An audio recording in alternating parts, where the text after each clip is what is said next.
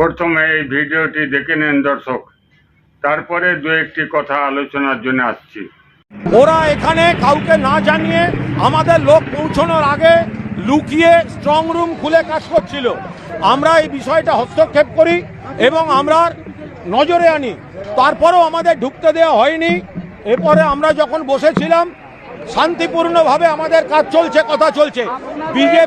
BJP এসে গন্ডগোল করেছে এবং বিজেপির কিসের চলন আপনারা শুনলেন দর্শক, তৃণমূল কংগ্রেসের মুখপাত্র কুণাল ঘোষের মুখ থেকে আপনারা বিস্তারিত শুনলেন।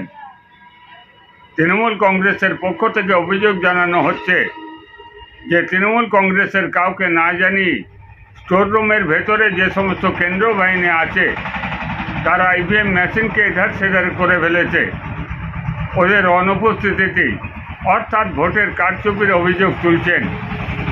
আপনারা কি বলেন, সত্যিই কি কেন্দ্রীয় বাহিনীরা ভোটের কারচুপি করছেন, নাকি মিথ্যা অভিযোগ টিএমসি পার্টির পক্ষ থেকে করা হচ্ছে? কমেন্ট বক্সে আপনাদের গুরুত্বপূর্ণ মতামত অবশ্যই লিখে জানাবেন।